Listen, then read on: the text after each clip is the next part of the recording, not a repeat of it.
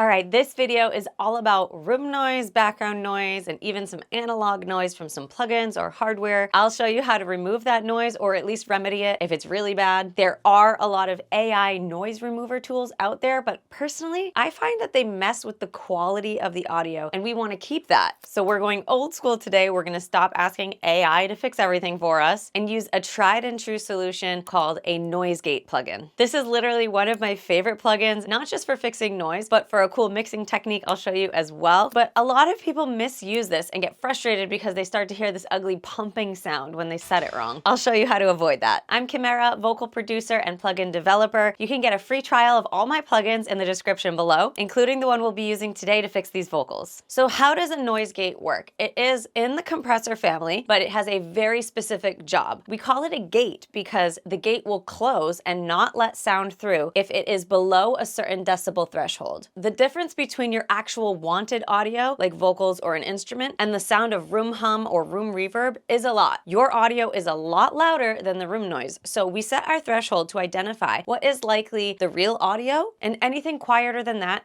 doesn't get let through the gate. It silences it. If your problem is a plugin that's causing an annoying buzz and you're not seeing an analog switch to turn it off, you can fix that by placing this plugin right after it in the chain. But for vocals, I'm going to put this towards the top of my vocal chain. All right, here's my plugin Gate Kept. I love this plugin for this. My factory default is set to what works well for me. Then usually all you have to do is adjust this threshold, and I'll show you exactly what to listen for so you can set it perfectly. Attack is how fast the gate opens when you start singing. We want it to respond kind of fast, but not instantly. Too slow will cut off the beginning of words and sound choppy, but too fast and you won't have any fade-in feeling. So I like to set this between 10 and 20 milliseconds. Release is how fast the gate closes after you stop singing and we hear some silence. We actually set our release a little bit longer so we don't get an abrupt cutoff. Go anywhere from 100 to 200 milliseconds. Gate kept is defaulted to a 20 millisecond attack and a 200 millisecond release. Threshold is the amount of loudness we're letting through the gate. To set this perfectly, you want to tune your ears to listen closely to phrase endings and breaths. At certain thresholds, you should hear words starting to get chopped off. That means it's working and it means you've gone too far. So what I like to do to find my correct threshold is I'll probably put it on really aggressively, which would be all the way up. This is going to have words completely cutting off, and then I'll start slowly bringing it back in until I can finally hear that it's allowing the full tail end of a word or not cutting off breaths. All right, so let's just have a listen and you'll see the attenuation meter start to really activate when it's closing the gate. So if it hears stuff that's too quiet, it's gonna close the gate.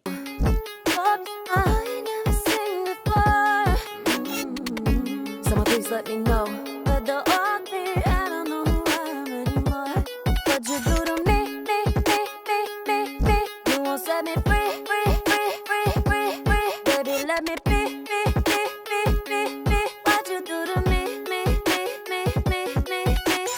I feel like when I heard the beep, beep, beep, beep, it was kind of cutting that word off a little bit, so the end of B might have been a little quieter than the rest of the tail ends of other words. I dialed it back, and by back I mean I've turned the threshold down, and you can really see it in action. Like between all of these words, it was really closing the gate. As you may have gathered, even though I can use this on room noise, I'm using it as an effect in this song because I really love the sound of it being super dry in between those words. I do this a lot in verses to have like a really intimate feel, but then on the choruses, maybe I'll open the gate up a lot and I will just reverb the crap out of it. But yeah, that made it nice and choppy and poppy. But spaces between words aren't always the only problem. If you weren't able to record in a dampened room to avoid some of that reverb, some of that room noise, the noise gate's not gonna help if you're still hearing that hum sound during the actual vocal part. This is where I would try two things. One, if you don't have a fancy audio repair plugin, honestly, just add even more reverb. Stylistically, it might not be exactly what you are going for, but it's gonna help mask it and make it seem like you actually did that on purpose as opposed to sounding amateur. Beyond that, my favorite plugins for this are Vocal Prep by Autotune. And with that, you can just drag and drop vocals right into the program. And then I really love iZotope's RX series, like D-Hum, D-Crackle,